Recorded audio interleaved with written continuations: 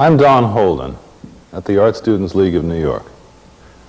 I'm standing in the second floor studio where I studied with Robert Beverly Hale in 1947. When Robert Beverly Hale, Bob Hale to me, retired from the League in 1982, he was the most famous teacher at America's most famous art school. His classes on figure drawing and artistic anatomy were legendary. He was, to put it simply, a great teacher. He was, incidentally, at the same time, the first curator of American art at the Metropolitan Museum, the founding curator of the department. He also taught at Columbia. He was legendary. He was a great teacher. Now, I can think of at least 4 great art teachers in this country, in this century. 3 were teachers of painting: Charles Hawthorne, Robert Henri, Hans Hofmann. 1 is a teacher of drawing, Bob Hale, figure drawing. I sometimes think a great teacher is like a great stage actor. When he stops working, his work vanishes. It exists only in the memories of those people who saw him do it. Now, sometimes a great teacher like Hawthorne or Henri leaves behind a book of classroom notes. In Bob Hale's case, we have a marvelous version of his lectures, a book called Master Class in Figure Drawing. But what we would really love, our dream, is to see a great teacher on film or tape. In the case of Hawthorne or Henri or Hofmann, so far as I know, such a film or such a tape doesn't exist. In Bob Hale's case, we got lucky. Somebody at the Art Students League in the 1970s, I guess, got the inspired idea of recording Bob's 10 famous lectures with a fairly crude old hunk of videotaping equipment. And so we have a permanent record of what Bob Hale did. The tapes are crude, but they're riveting. Now, what did Bob Hale really teach? What did he do? He taught some kind of magical wedding of figure drawing and anatomy, not the medical anatomy of cadavers, but the living anatomy of the human figure as artists wanted to capture it. His method was based on the drawing methods of the great masters of the figure, like Michelangelo, Leonardo, Rubens, Raphael, all of whom were masters of anatomy. Now, of course, what makes a great teacher is not his method, but the man, the magic of the man. And that's something which is beyond words. You're going to see that in a moment. But I do remember one other thing, one basic philosophical assumption, if you will, from my days in this studio in the 1940s. Above all, what Bob Hale communicated was that drawing was a rational decision-making process. That everything it did was a decision. You don't draw what you see. You look and you decide what you see, and then you draw it. Bob has always loved a story about Whistler, which really makes this point. One of Whistler's students went to the great artist and said, "I paint what I see." And Whistler said, "Where do you see what you paint?" You're now going to see lecture number 1 on the rib cage.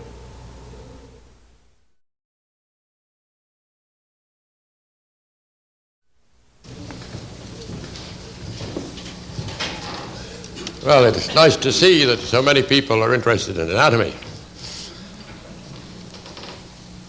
Well, we have to remember that it's very much the scientific side of art, and that art is much more important than just techniques. But I talk largely about techniques, as you know. Tonight I thought that I'd give you a sort of an introduction to anatomy, but actually I'm going to talk more about the spinal column than anything, because certainly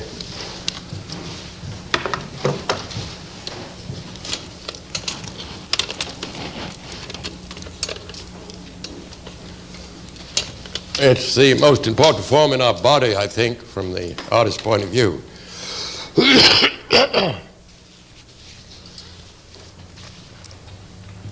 You see, we have to remember that we're descended from animals.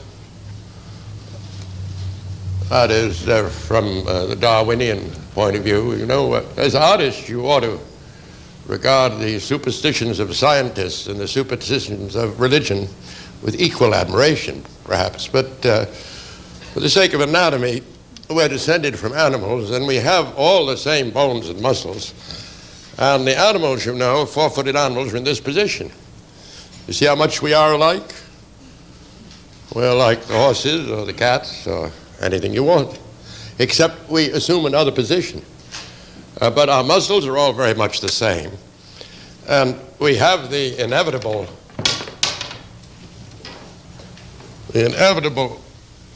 spinal column or backbone, the backbone on the top of which is the head.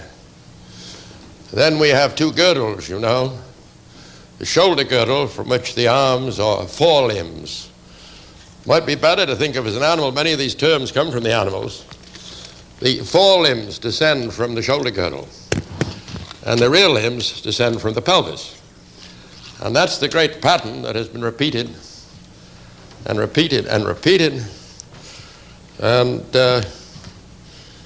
hasn't been changed very much, you know, since we crawled out of the sea some time back.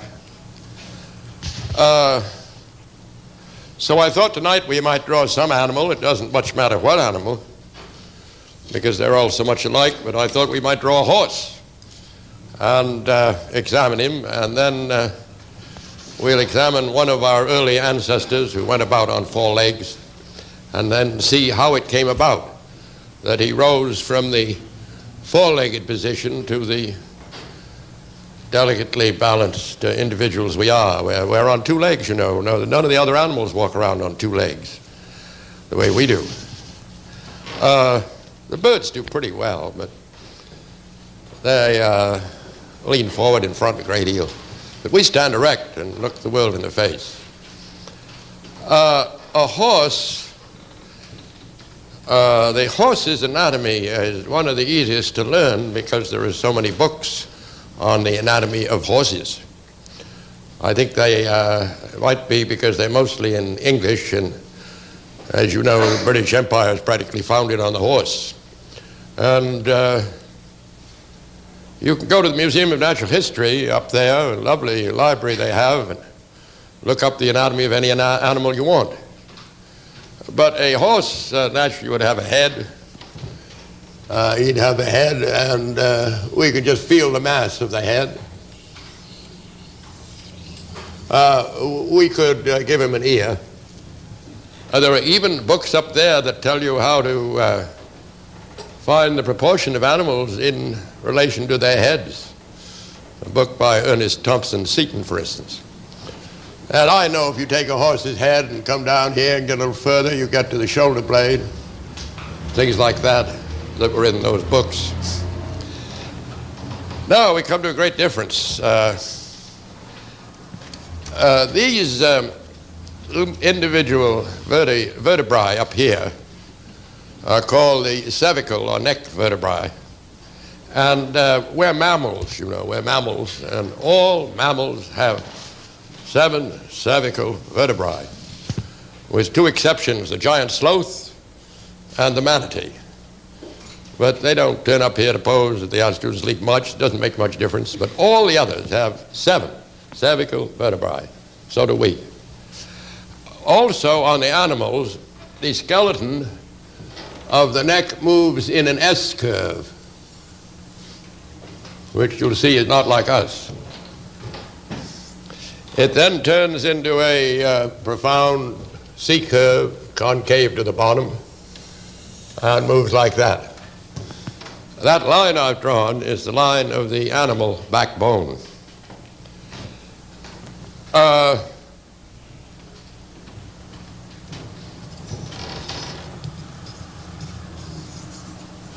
You know, you can put a nice horse in a square if you wish.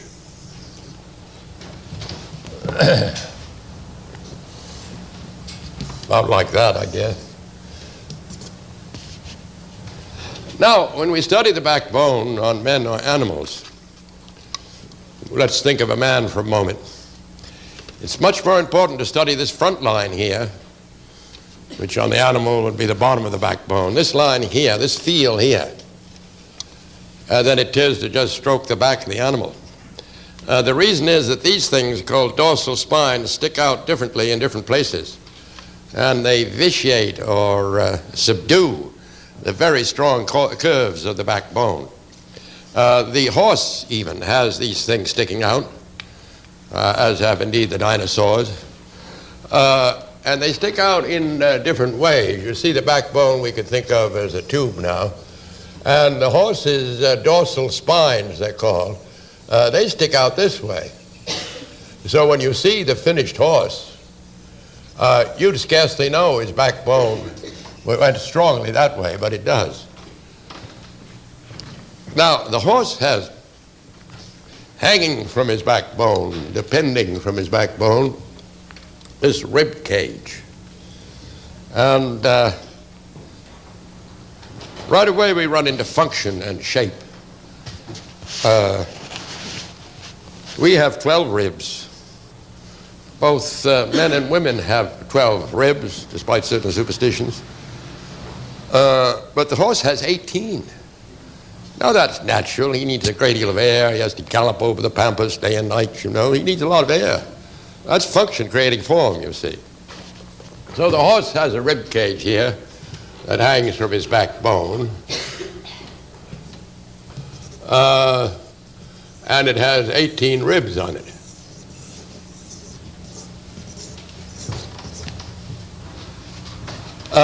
Then the horse's backbone moves backward to the pelvis. And frankly, his pelvis is a great deal like ours, except that it's much flatter. It looked as if it's been run over by a very light steamroller or something like that. But you'll find, as soon as you get familiar with anatomy, it has all the same landmarks. In fact, the horse has all the same landmarks we have, you know.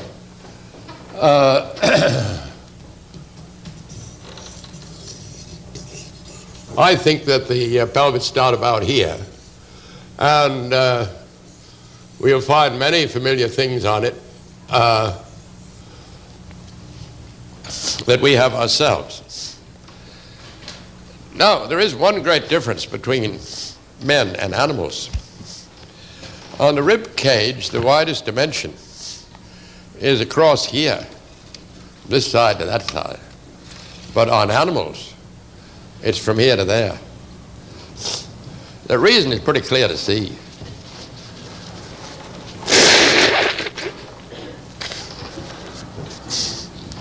You see, we did go from this position to this position, but if we'd retained the animal rib cage, comes out like this, as you all know. You all know because your dog sits up in bed. You see his chest coming out, you see. If we'd retained that rib cage, we would fall over on our faces when we tried to stand up on two legs. Therefore, the horse's shoulder blade, the shoulder blade, is much more the side of his body than ours is. Even these are not in the normal position. They've been pulled forward. I've never seen this skeleton before. It's a brand new one of some sort. And, or maybe it's an old one that has been whitewashed. I don't know. The horse has these shoulder blades, you see, like ours. Well, you notice the shoulder blade has a triangle here and a triangle here beneath what they call the spine. And on us, these triangles are much bigger for certain reasons than the top one. So the horse's shoulder blade, which is on the side of his body, he's got a couple of triangles, and he has a spine. He has a spine here. But this triangle is about the same size as that. You see,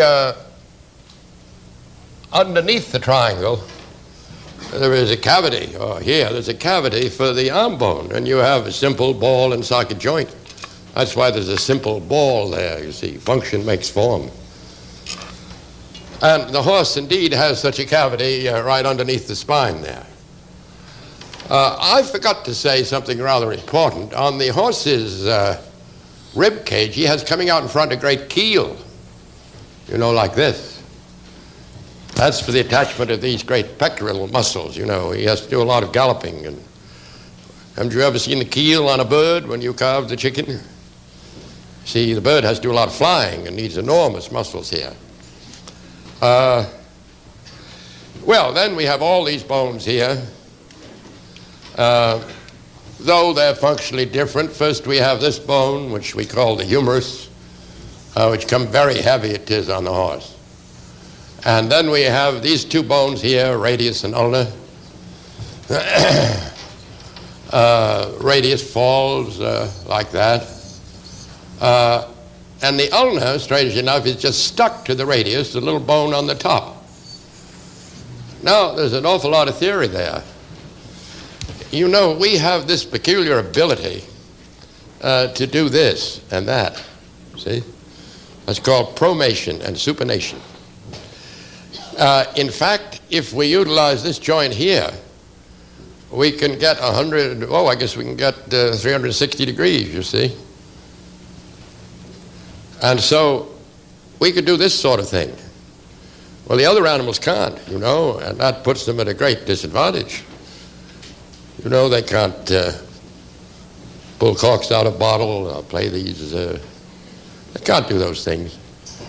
We can because of this supination and pronation. Now, you can see how it takes place.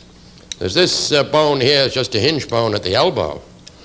But there's this other bone here, the radius, which is a rotating bone, and it carries the hand over the ulna.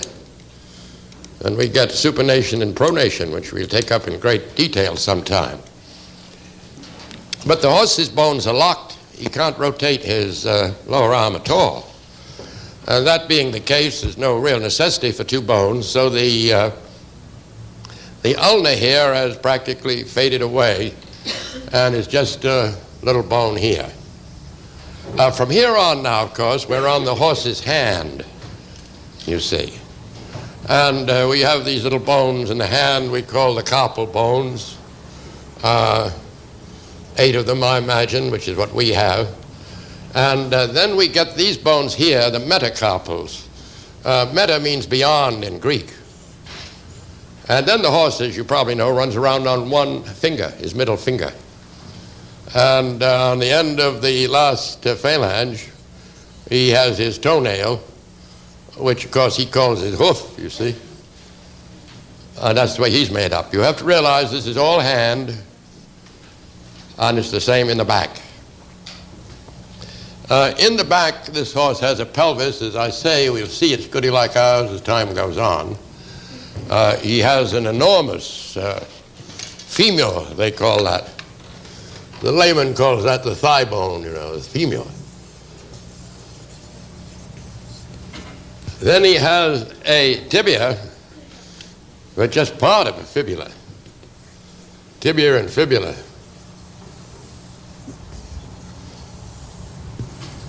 On these animals, if there's no turning, the secondary bone tends to die away, and you'd find on the horse here just a sort of a splinter bone, like that. Now, all this is foot from here down, you see, like that. If it were a bear, he'd have a foot a lot like ours, you see, like that in the skeletal form, and his middle toe would be the longest, you see. And he'd look very much like us. In fact, if we throw a few of our muscles on the bear, you see how much he is like us? But the horse's whole foot is rotated down this way, rotated down that way. And so we get, of course, the tarsal bones you can see in the foot there. And then one metatarsal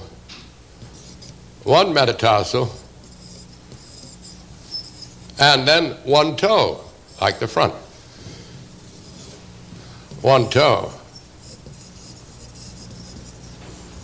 With a fingernail, which is a heel, you see, and you have a horse's skeleton.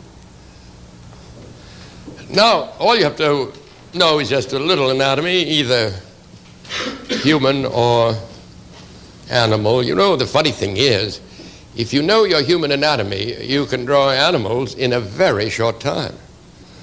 I know I did that. I learned quite a lot of anatomy in this very league. And then I went up to the farm for the summer. And in no time at all I could draw all the animals on the farm, because I realized they were just like men, but walking around on four legs, you see. You see, you'd look at a rabbit and you'd think of him as a man, and then you'd think of him as a rabbit, and he comes out rabbit. Some of you who know a little anatomy, you know that we have a cervical ligament that comes from the back of our head here to the seventh cervical bump there. To hold our head up. The horse needs a strong one. He's got such a heavy head. So his outline here is a ligament that runs to his fourth dorsal spine. His outline in front is very much something like our sternomastoid. This thing here, which of course goes to the pit of his neck, which is down here. And then if you went into it, you'd find that all these muscles are analogous. A little biceps for you there, and all these muscles we use on the human are in here. In here we have the triceps. Hoofed animals have an extension on their shoulder blade, so it becomes about as long as the head. Cartilaginous extension. From that, some of you know about these muscles. The serratus muscles come. And what is so peculiar, they're entirely human. The last one goes to the ninth rib, as all artists know, and so on.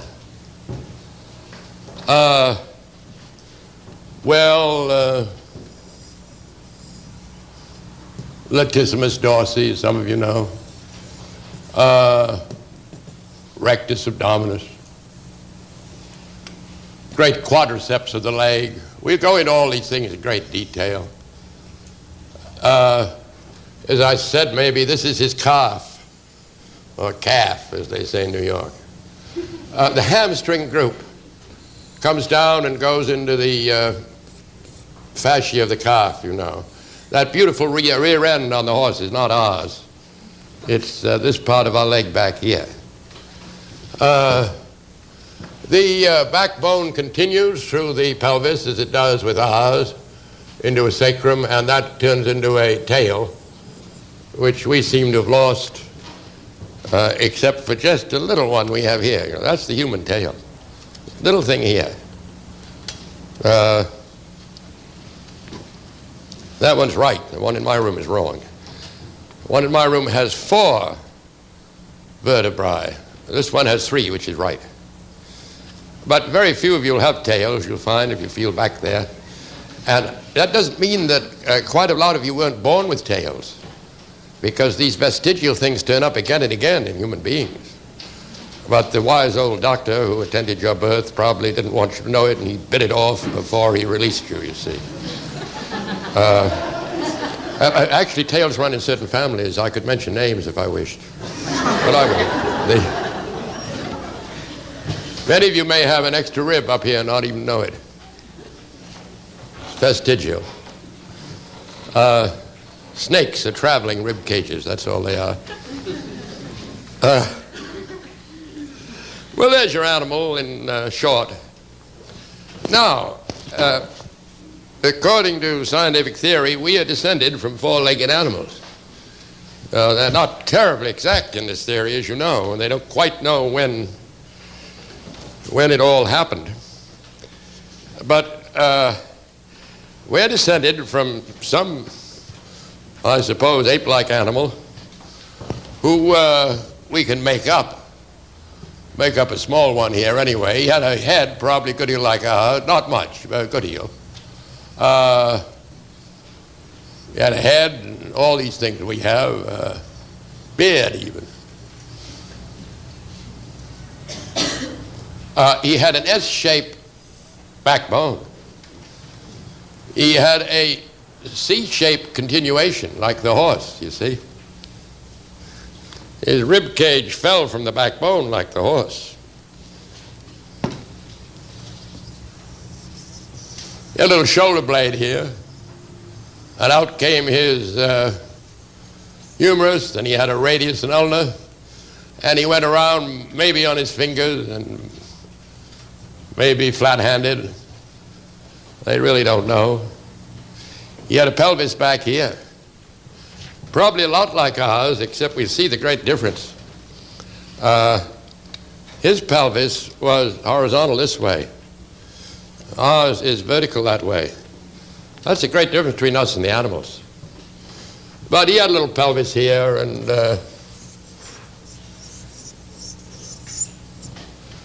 out of his pelvis, of course, came his thigh bone, or femur, and then he had a radius and a tibia and fibula, and he either went around on his toes or on his full foot. He probably had a beautiful tail. Certainly we're descended from something like that. Let's give him a hat. He's our ancestor. We have to treat him with great respect. Probably had long hair.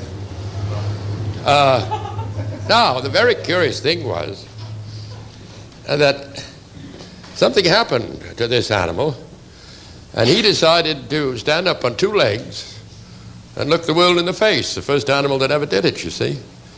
He was in this position, but he decided to stand up in this position. And as artists, we ought to know what musculature and what part of the skeleton enabled him to do that. What actually happened was probably a little prior to his standing up. He greatly developed a muscle which most animals have, but it's extremely weak and very often missing. It's a little muscle like this in the horse. It's called gluteus maximus. It's the buttocks muscle. It's this muscle back here that everybody makes fun of when they're young, and maybe even later. This muscle here. That's gluteus maximus. Aristotle, who lived well before Darwin, was wise enough to say that gluteus maximus is the distinguishing muscle of man, which indeed it is. And we'll see why. We'll see why.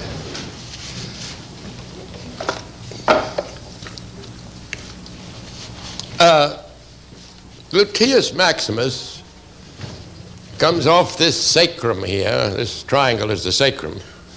And it goes into the leg bone about a third down. Quite a small drawing, but he certainly had a nice sacrum.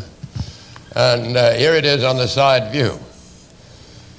And you see this muscle came off that sacrum and went into his leg bone, like that. That's gluteus maximus. And it still does on us. He developed that somehow.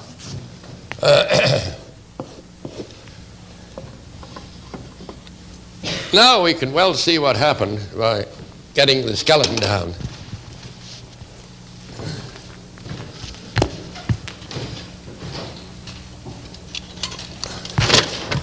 You see, what happened to our ancestor was this. He developed muscle that ran from here to there. And when that muscle contracted, it rotated the pelvis to the upright position. On this axis here, you see, it rotated the pelvis to the upright position. Well, if the pelvis went to the upright position, it had to carry the backbone in the upright position, and with it, the rib cage and the head. And we appeared, you see, in this position.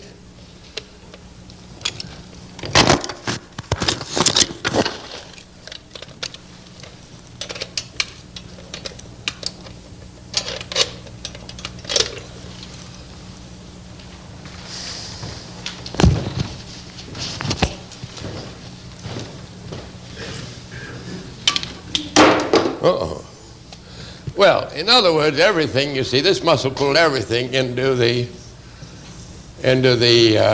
vertical. But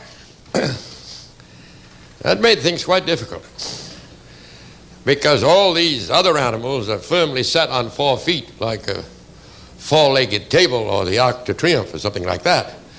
And they are very easily able to cope with gravity. But this new animal, which became us, had to walk about delicately balanced on 2 legs, you see. And that's much harder than you think. You don't think it's very hard because it's all done by your subconscious, you know. But even as I'm standing here, you know, there are millions of sparks going off in these neurons in the computer in the back of my head, sending individual messages down to millions of muscle fibers telling me and helping me to stand upright. It's quite a fatiguing process, actually, as anybody knows who's been in the Army. You know, these people in the Army stand like this, and all of a sudden one of them falls over, and you say, why is that? He's just standing there. But just standing here, you're doing a great deal of work, you know. A great deal of muscular work, because you have to hold yourself in balance against the force of gravity. Well, we can draw the force of gravity simply as a line that starts and goes down to the very center of the earth. There it is.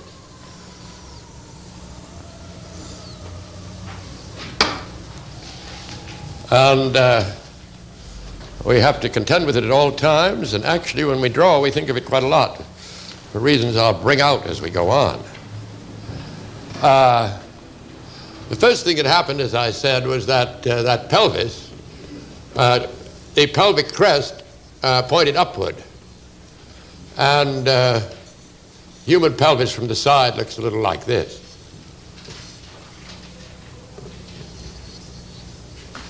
Man's legs became enormously straight.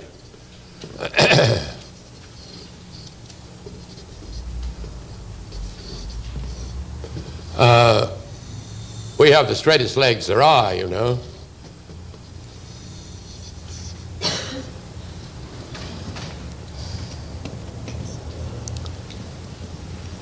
I'm doubling the femur because I know that gets you to the ground.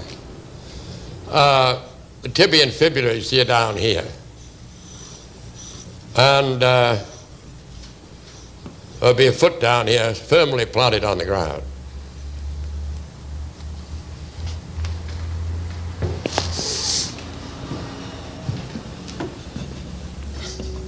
Top of the head would be about here. You know, when we think of the head, we think of it in terms of mass conceptions, they call them. We think of it as a ball in back frozen into an egg in front. In other words, an artist, his first idea of the head is an egg in front and a ball in back. You see. That's his mass conception of the head. He takes the rest of his life refining that. If you don't think of it that way, you're very liable to cut off the back of the head, which all laymen do. I don't quite know why. I've thought it over for years. All laymen except mothers. I know why mothers don't do it. It's because they carry their children on their knee very often. They look down and they see the cross-section of the head from the top, which most of us never think of. And they realize that this distance is about as great as this distance, you see. In fact, probably this is greater in a baby. But all an art instructor does is to try to, take laymen and turn them into artists. And laymen think very differently from artists, you know. And it's the art instructor's job to turn the layman into an artist.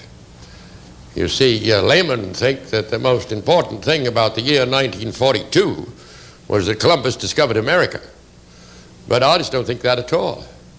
They think the most important thing about the year 1942 was that was the year when Michelangelo built the snowman outside the Medici Palace, you see. And we're all full of things like that. We think very differently as artists from laymen, and laymen from us. And what you do, of course, is to go after your layman's thoughts, which are inaccurate, and try to translate them into artist thoughts. Laymen think artists just draw what they see. Did you know that? All laymen think that. Even laymen who are professors of the history of art and have never been to art schools. That always amazes me. I'm always amazed that my art historians don't go to art schools, but they don't. I had an assistant once named Henry Geltzaler, who is a professor of the history of art, and I said, Henry, why don't you go to the League? And Henry said, oh, I get my hands all dirty. I guess that's the general attitude.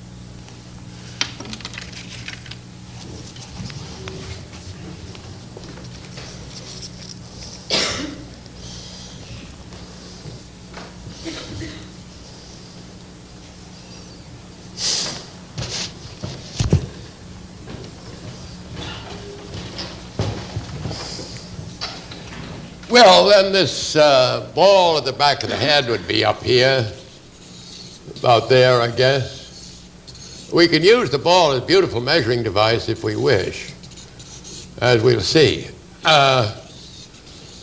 Frankly, the ball is balanced on the top of gravity. Something quite mysterious about that ball. The Greeks evidently recognized it. It's an imaginary ball there. But it's also balanced on the top of the backbone. That's why the first bone is called the Atlas, because Atlas held up the world, you see. Well, there's a rib cage in here someplace. A rib cage.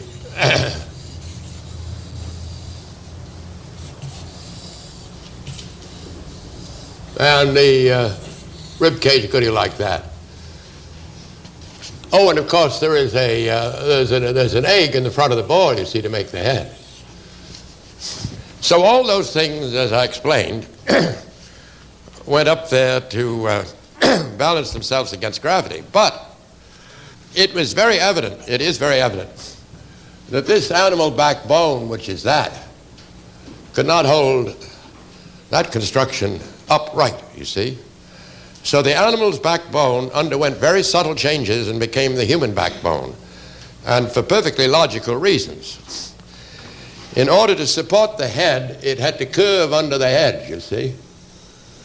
And then it came down here, and it had to curve under the rib cage to support the rib cage. It then goes behind the pelvis and makes a very rapid curve and turns into the sacrum, and even curves under a little to support the sacrum. So that line I've just drawn is the line of the human backbone, and artists ought to get so it's very easy to draw because it manifests itself in every figure you draw. You can see here that the whole column of the neck has to curve forward, you see. In through here, the ribs prevent this line from influencing the left-hand profile. But down here, the reason your belly sticks forward here is because of the curve of that backbone. You'd be amazed how little space there is between there and the backbone. And I often look at these very thin fashion models and wonder about them because perfectly sure if you did this, you'd feel their backbone. It's only about so far away, you know. Twiggy would be one, or would have been one of them. Twiggy's gotten on now. She's gotten on. You can see that the whole spirit of the side view is affected by the backbone. However, as I warned you, these little spikes that stick out in different places. And the actual center line, especially through here, the actual center line is much more dependent on them in the flesh figure than it is on the front line. But the front line carries the spirit. These dorsal spines vitiate the curves, you know. But you have to learn to think of that strong front curving line. Now, I think you can see what put this man erect, this very muscle. Let's put it in on man. It comes off the sacrum and goes about 1/3 down the bone, you see. That is the first muscle we've learned, gluteus maximus. The fibers run that way. That's a muscle that will take you from this position to that position, you see. Of course, most laymen don't know that. I had the great misfortune to be in the Army at one time. And all of us New Yorkers lined up, and the sergeant walked by and he said, "Straighten out your shoulders." So we all went this way. But you know, he didn't know enough. He should have said, "Collect the fibers of gluteus maximus." You see, then he stood like this, which is what he wanted. That's what makes an upright character and good posture. Gluteus maximus, the buttocks. Now, you can carry this thought very far and learn a great deal about anatomy. For instance, what holds up this rib cage? Why doesn't it fall that way, or maybe that way? Or why doesn't it fall that way is the question. It's because in the center of the back here, you've got two very strong cords, one on each side, that run from the rib cage to the pelvis, approximately like that. The artists call them the strong cords. The doctors call them the erector spinae. Naturally, the head might fall forward. Those muscles are repeated up here. And artists always draw them. You see, artists like to know a little about this. They like to know about little comparative anatomy because they like to know how man and how he is different from the animals. And then they can accentuate and even characterize the human qualities if they know a little comparative anatomy. And you find artists do always accentuate these strong cords, which we can see on this splendid flayed figure. See, there they are. You see, you feel their presence up here. They're deep, you know. They have a great effect on the form. Well, if you think of the body that way, as to what holds it erect and what locks it against gravity, you might think, well, why doesn't the rib cage fall this way? And many of you know this muscle here, the straight muscle of the abdomen, they call it. You see, that prevents the body from falling that way. The student's great favorite, sternomastoid, would prevent the head from falling that way. And so it goes. Now, you can also say to yourself, what locks this joint? But it's so subtle I can't explain it now. But it is, of course, the quadriceps and the hamstring. What locks this joint? The calf muscle.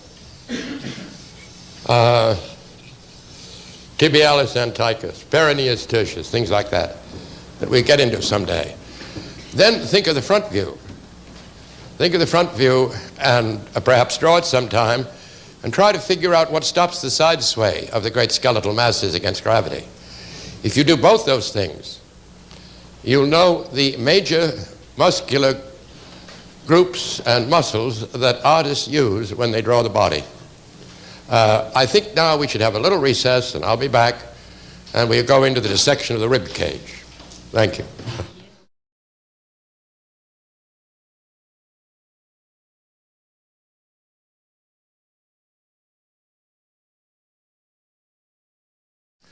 I thought now we might go into some very explicit anatomy of the rib cage.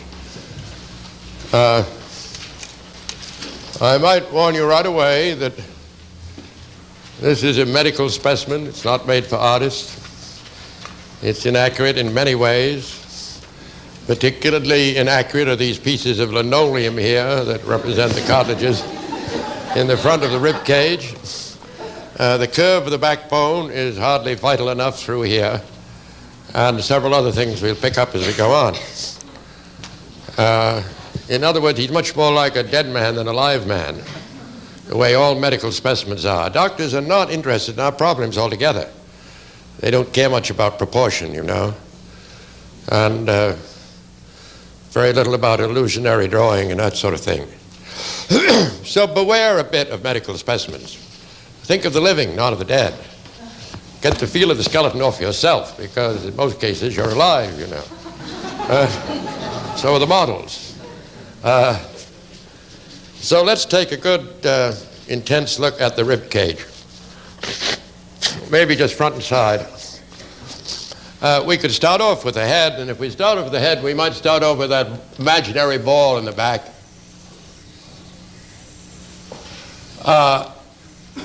There is quite a lesson in proportion to be drawn from that. The diameter of that ball is 5 eyes wide. You know, it's back here. And the head is narrow in front. But it's supposed to be 5 eyes across. You know, if you took another eye out here, it'd be about here, which is that. That measurement is incredible in terms of proportion, in that it turns up so many times in the body, as if perhaps the celestial engineers who designed this body had that measurement in mind. It's about, most skeletons about like that. And you see, you take that, and then somewhat to your surprise, you'll find that the shoulder blades are about the same that way and that way. The arm bone, I think this is a little too long, this thing. The arm bone is 2 of them. The leg bone from the great trochanter there is 3 of them.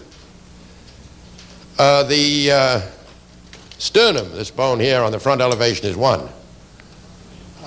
Double it, and you get to the bottom of the rib cage as the artists consider it, the tip of the 10th rib. It's the width of the collarbone on the front elevation. It's any number of things. So much so that you might well enclose this in a 5-eyed cube.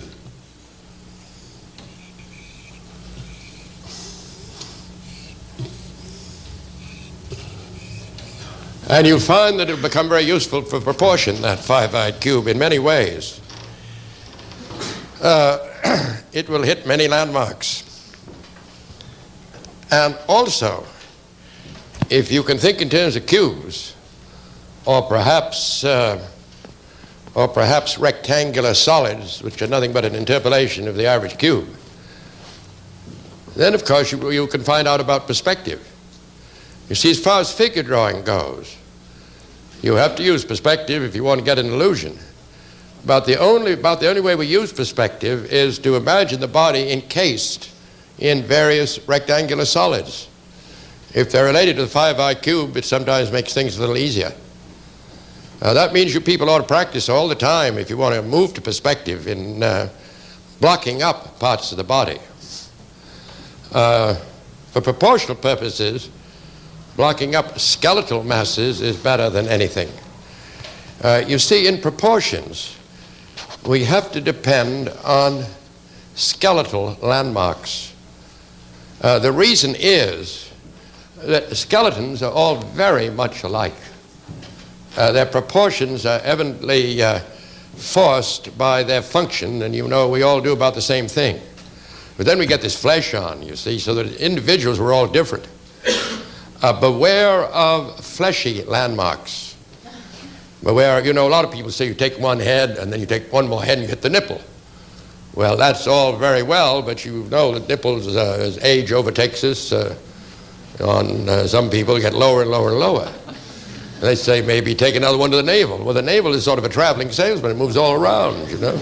You can't depend on the flesh, as you might well know by this time, especially if you've had a religious upbringing. The flesh is inconsistent, but you can depend on the skeleton. If you go to a cocktail party of skeletons, you won't be able to tell one from another. You'd have to be really quite an expert to tell the males from the females. You really would.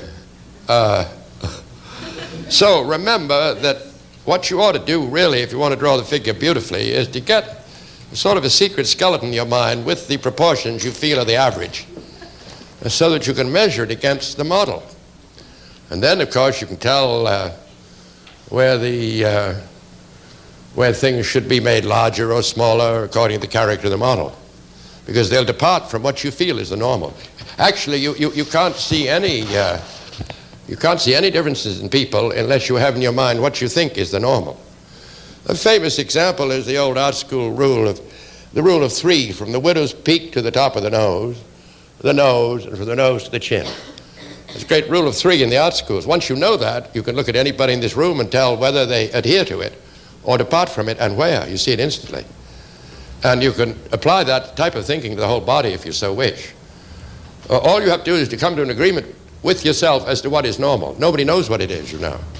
Not even the anthropologists. Nobody knows. So it's your responsibility to have your own secret figure, which you consider to be normal, against which you can measure the model. Well, if we double this box,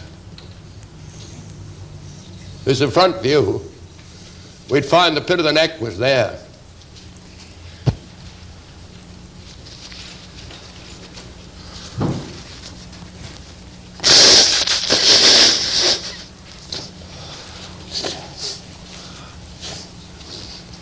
Then we find if we take 4 of these things,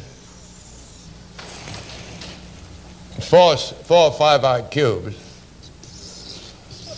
we can get a that's off. We can get a very nice rib cage box for perspective and proportional purposes. There are 4 little cubes in there, you see. We find somewhat to our surprise that a woman, her pelvis will take the same box. Now don't think of that thing as flat. Think of it from the side, maybe. Or think of it in an odd position.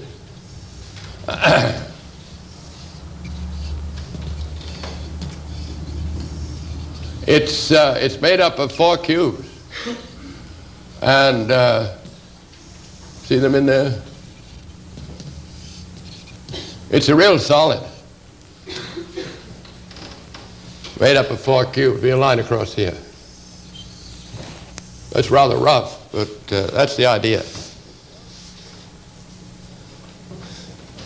Now, when we come back down the back of the neck, the first landmark we hit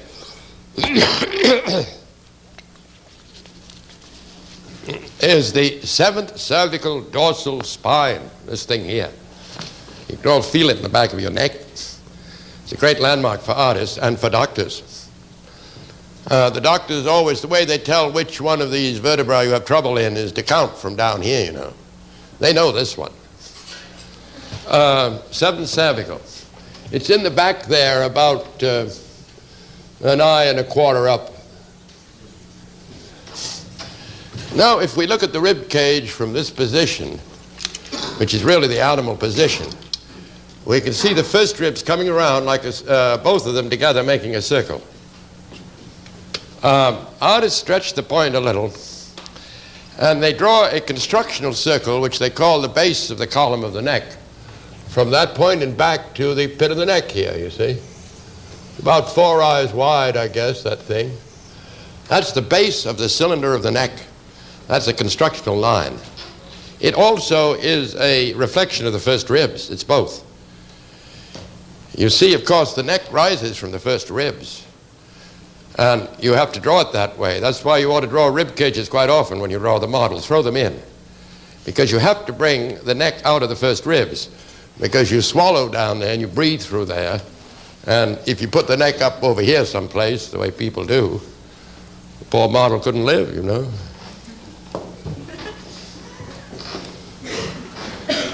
Now, you'll see in the front here a bone which is badly flattened out. They're the doctors for you. They don't care. We care a lot. This bone here is called the sternum bone. The ancients haven't thought of it as a sort of a dagger. And they called the top piece the handle, and the second piece the blade. And for that reason they called it the manubrium, the top one, which means handle. That's gladiolus, that's blade. There's a silly little piece of cartilage that isn't here. Well, maybe it's covered with paint, I guess it is. They call the ensiform cartilage down here. Well, the manubrium artists think of quite carefully because it's right here, it's right under the skin, and fat very seldom forms over it. And you can always see it. It is a bone like this. It has a place for the pit of the neck and a place for the collarbones, and then a place for the cartilage of the first rib, and then half a place for the cartilage of the second, and then a strong line across. That's a famous line. The line of the angle of the sternum, they call it. So the old manubrium is up here.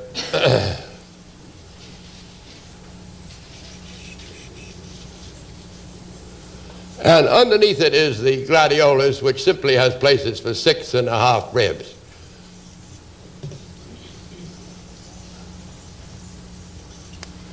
I think I ought to draw a side view of all this so you can feel the protuberance of the rib cage, which is so important.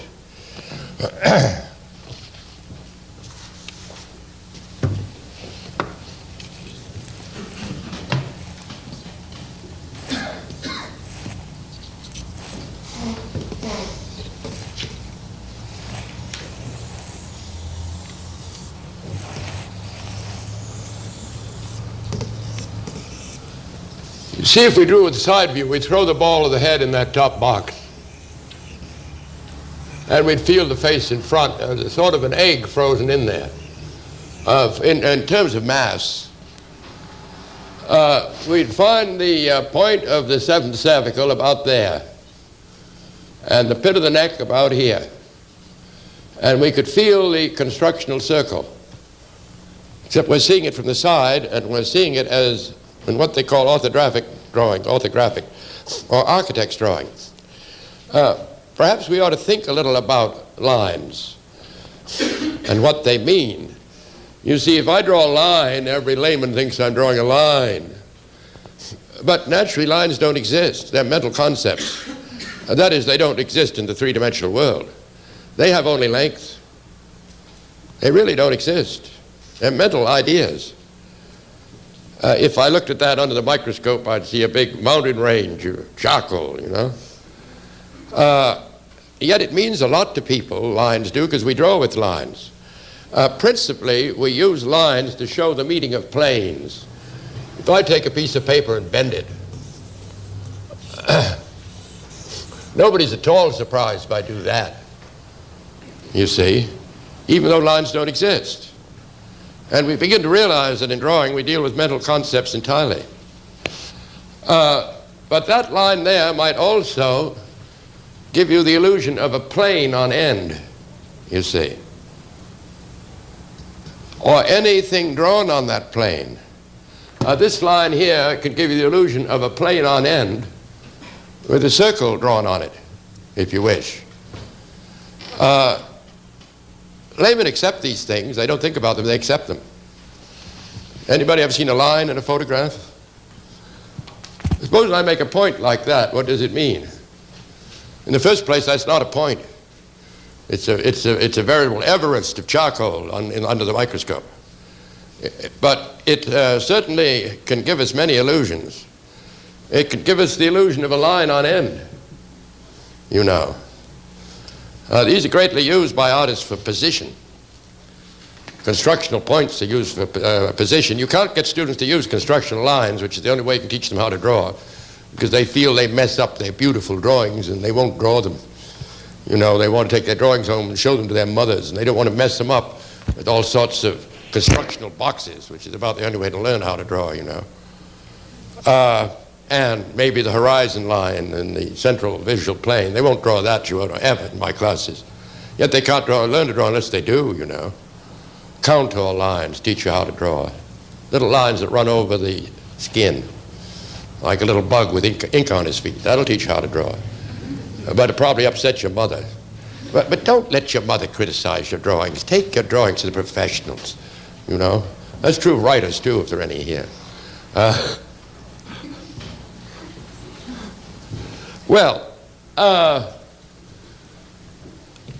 The manubrium, that's this thing, goes at this angle. The gladiolus goes at this angle. At the bottom of the gladiolus is a lozenge-shaped piece of cartilage called the ensiform cartilage. Here it's vertical. You might notice these angles are breaking here equally. See those little angles? In a way, that's of the utmost importance, because unless you bring the chest out, the way it is in the living figure, you know, you sink it in and you give a dispirited feel to your picture. So try to remember the movement of the sternum bone, which is dispirited here. It's all flat. It's no good. He's dead. Look at the living model. Feel yourself. Feel yourself a lot. Feel everybody. Feel statues. You've got more feeling in your fingers than you have in your eyes. After all, if you look at things, all you just see is just the front of them. You don't get any volume. God knows what goes on in back. You know, you really don't know. You think you know. But maybe there's a whole McDowell hamburger chain back here, something like that. You don't know. You look at the model. You think you know from experience. You only see the front planes of objects, you know. And so you draw an outline. And what is an outline? It's where planes are meeting.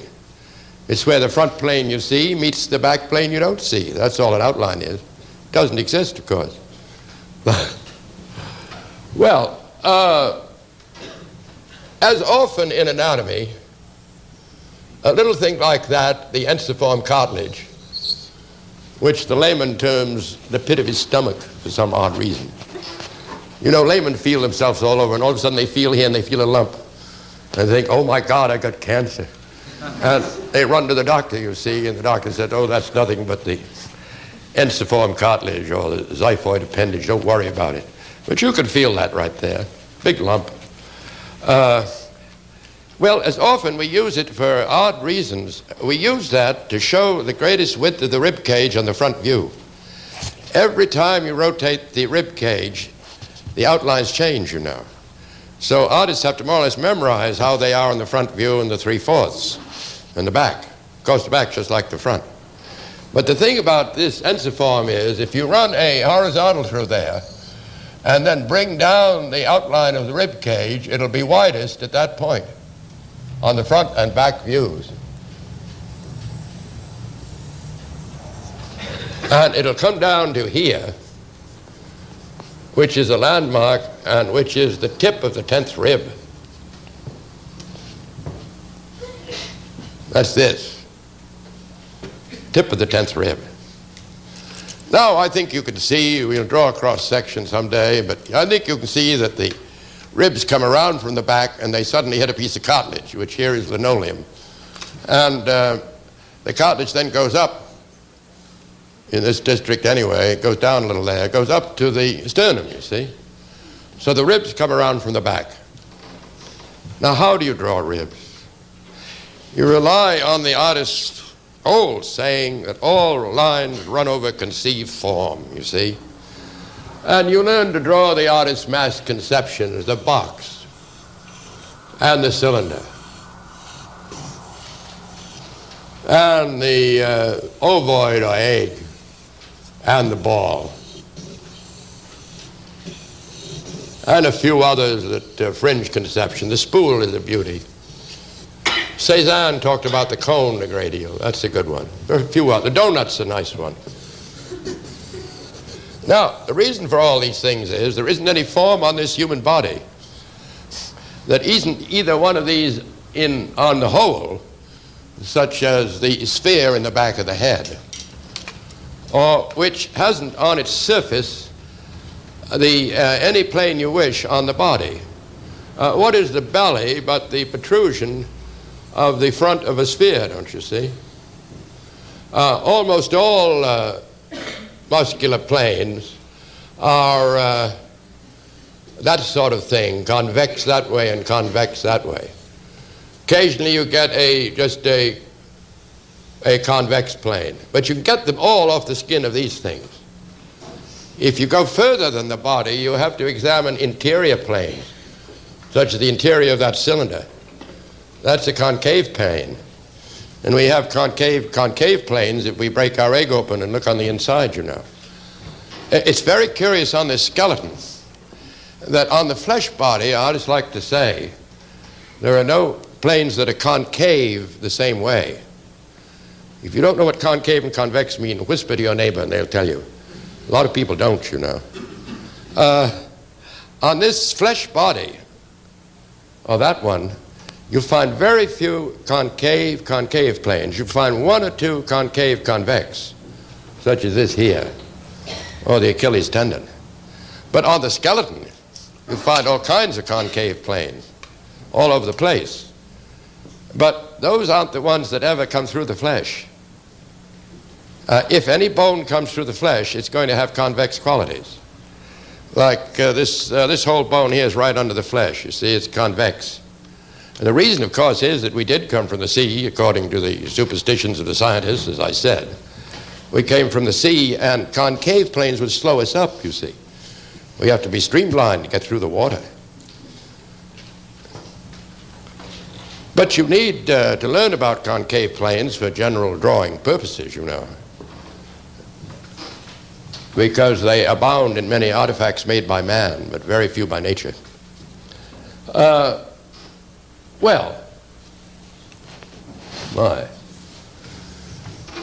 ribs, of course, we can learn to draw if we practice drawing lines over eggs. You see, around the front and around the back is a very good idea.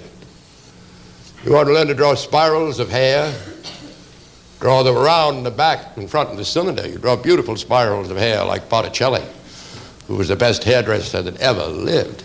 You know, that man was terribly original with hair. I would think they'd pick him up and take some of those hairdos he thought up. If I want to draw the fifth rib, I know that it ends here, and I just run over the conception, and I get a beautiful rib, you see. Or the first rib, I feel the conception. Not much of the 10th to be seen here. Artists know all the ribs, it may surprise you to know, quite well. But if you learn the first, which is easy, the fifth, which comes on the halfway point, and the 10th, which hits the bottom of our mass conception, you really know them all. Because you just know that, well, the third would be here, and the fourth, and the fifth, and, you know, 6th, 7th, 8th, 9th. Just the way artists know all the ribs, they also know every one of these dorsal spines. And for good reason, too, which we'll bring out. But they just learn 3 of them, actually, and then they know all the rest. Notice that fifth rib does end about halfway between here and here. And then it turns into cartilage and moves up to the sternum. Now, there's an important line here where the ribs meet the cartilage, which the artist is very fond of. It's called the line where the ribs meet the cartilage. You see, each rib meets the cartilage at a certain point. You know, it's not quite right here because the man has pulled his paint a little back on the ribs. We'll have to get a better skeleton next time. My own in there, I don't mean this one, that one in there is much better. Artists draw a line through the place where the ribs meet the cartilage. It's that line there. And you'll see it in good anatomy books.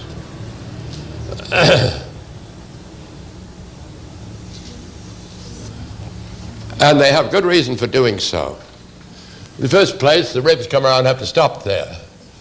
Second, third, fourth, fifth, sixth. See how easy they are to draw?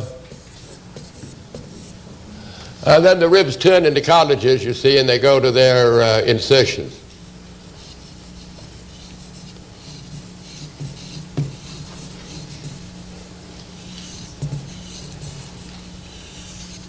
Now, on a normal figure, the first 7 ribs have their own cartilages, and they're called true ribs.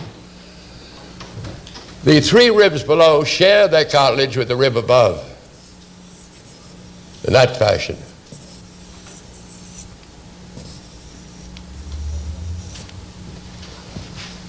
And they're called false ribs.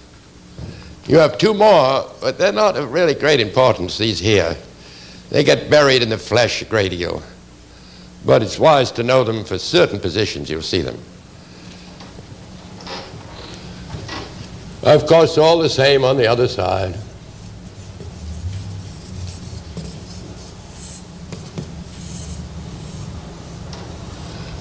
I suppose here I'm playing a sort of an artist trick.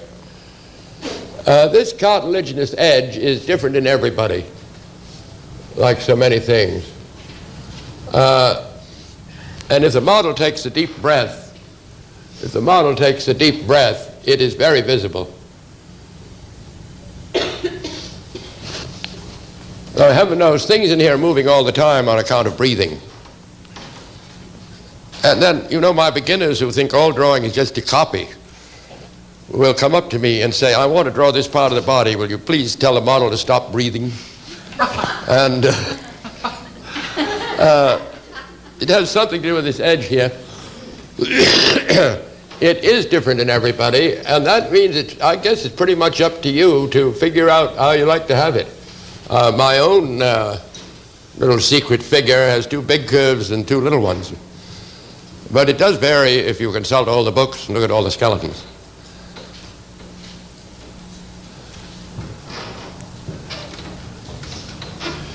On the side view, let's look at the outline of the rib cage. We'll find it'll stick out the most here.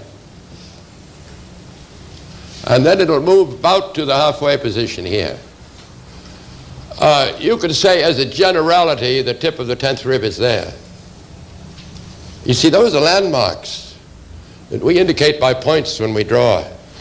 Very often we proceed our figure, you know, down the page with points of landmarks. Some of them are the utmost importance. Now, look and see what the cartilages do. They come way out before they go back. Every single beginner or layman will cut that in like that. It is not well illustrated here at all. It'll be well illustrated on you. You can feel this great mass down here of these cartilages. Don't cut into it. Almost everybody in the beginning, when they draw a woman, will make a big bite here, a concave bite, but it doesn't exist.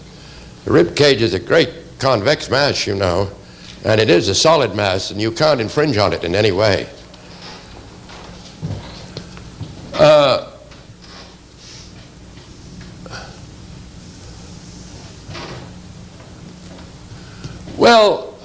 There's a rib cage. I'm going to do the back view later when we do the shoulder girdle. We might just anticipate the pelvis and some of our ideas.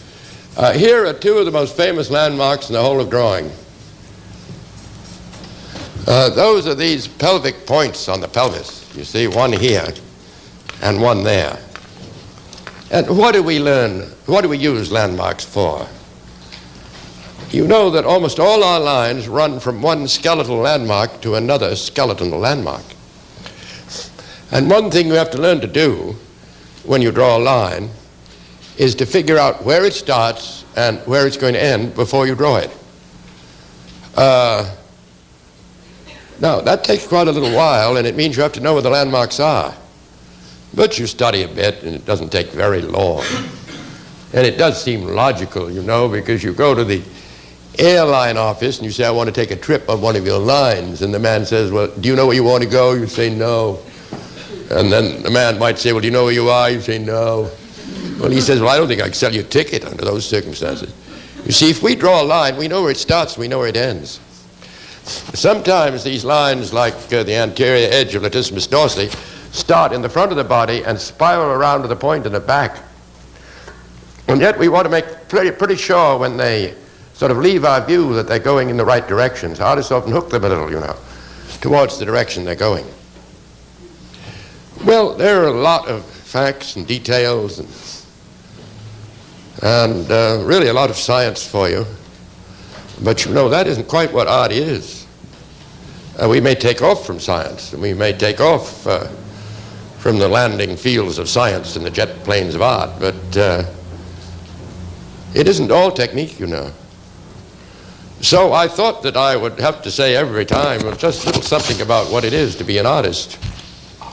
And I thought I would remind you that we are the intellectuals, we are the artists, we are the music makers, we are the dreamers of dreams, wandering by lone sea breakers, sitting by desolate streams, world losers and world forsakers, on whom the pale moon beams. But we are the movers and shakers of the world forever, it seems. With wonderful deathless ditties we build up the world's great cities, and out of a fabulous story we fashion an empire's glory. One man with a dream and pleasure shall go forth and conquer a crown, and two with a new song's measure shall trample an empire down. We in the ages lying in the buried past of the earth built Nineveh with our sighing, and Babel itself with our mirth. Then o'erthrew them with prophesying to the old of the new world's worth. For each age is a dream that is dying, or one that is coming to birth. Thank you.